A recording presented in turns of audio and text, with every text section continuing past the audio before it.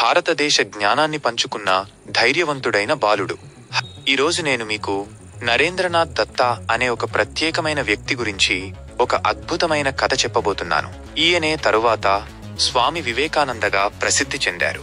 అతను భారతదేశంలోని పెద్ద నగరమైన కలకత్తాలో పుట్టిన తెలివైన మరియు ధైర్యవంతుడైన బాలుడు. ఈ కథ చాలా కాలం క్రితం జరిగింది. తెలివైన మరియు ఆసక్తిగల బాలుడు నరేన్. అతని స్నేహితులు అలా పిలిచేవారు. చిన్నతనంలో చాలా శక్తితో నిండి ఉండేవాడు. అతను ఆటలు ఆడటం ఇష్టపడేవాడు, కానీ కొత్త విషయాలు నేర్చుకోవడం కూడా అతనికి చాలా ఇష్టం. అతనికి అద్భుతమైన జ్ఞాపక శక్తి ఉండేది. అతను ఒకసారి చదివితే ఏదైనా గుర్తుంచుకోగలడు. నరేన్ చాలా ధైర్యవంతుడు కూడా. అతను దేనికి భయపడేవాడు కాదు.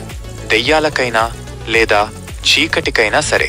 అతని స్నేహితులు కొన్నిసార్లు భయపడేవారు, కానీ నరేన్ కేవలం నవ్వి భయపడాల్సింది ఏమీ లేదు అని చెప్పేవాడు. అతని గురువును కలవడం.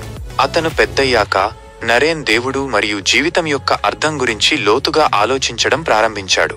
తన ప్రశ్నలకు సమాధానం చెప్పే వ్యక్తి కోసం అతను వెతకసాగాడు. ఒకరోజు అతను రామకృష్ణ పరమహంస అనే దయగల మరియు తెలివైన వ్యక్తిని కలిశాడు. రామకృష్ణ అతను గురువయ్యాడు. రామకృష్ణ అన్ని మతాలు ఒకే దేవుడికి దారితీసే వేర్వేరు మార్గాలని నరేన్కు నేర్పించారు.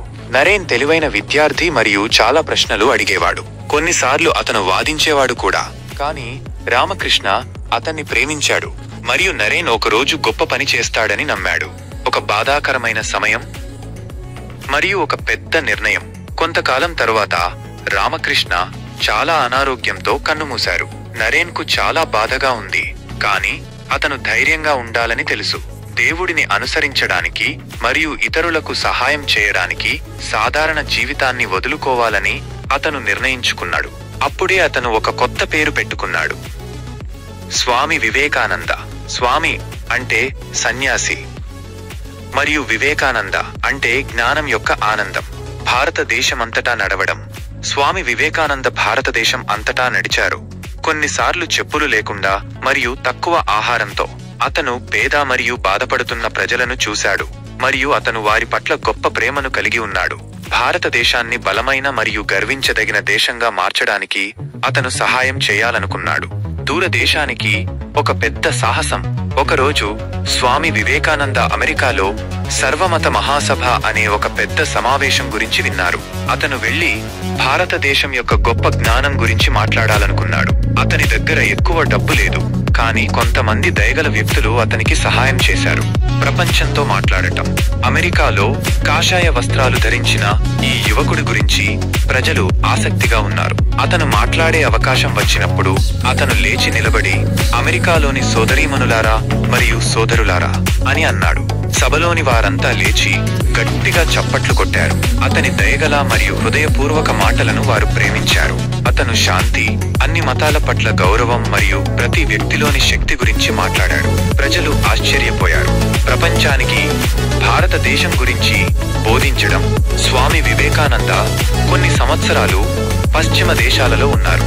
అతను ఇంగ్లాండ్ వంటి ప్రదేశాలకు వెళ్ళాడు మరియు ప్రజలకు యోగా, ధ్యానం మరియు భారతీయ తత్వశాస్త్రం గురించి బోధించాడు. భారతదేశానికి ప్రపంచంతో పంచుకోవడానికి లోతైన జ్ఞానం ఉందని అతను చూపించాడు. తిరిగి రావడం. అతను భారతదేశానికి తిరిగి వచ్చినప్పుడు అందరూ చాలా సంతోషించారు. అతనిని చూడటానికి మరియు అతని ఉపన్యాసాలు వినడానికి ప్రజలు నలుమూలల నుండి వచ్చారు. అతను యువకులను బలవంతులుగా ఉండమని, తమను తాము నమ్మమని మరియు మెరుగైన భారతదేశం కోసం కష్టపడి పనిచేయమని చెప్పాడు. అతని ప్రసిద్ధ మాటలు: లేవండి, మేల్కొనండి, లక్ష్యం చేరే వరకు ఆగకండి. ఈ మాటలు నేటికి చాలా మందికి స్ఫూర్తినిస్తున్నాయి. నిజమైన హీరో. స్వామి వివేకానంద ఎక్కువ కాలం జీవించలేదు, కానీ అతను తన జీవితంలో చాలా చేశాడు. అతను భారతీయ సంస్కృతి మరియు స్ఫూర్తి ఎంత గొప్పదో ప్రపంచానికి చూపించాడు.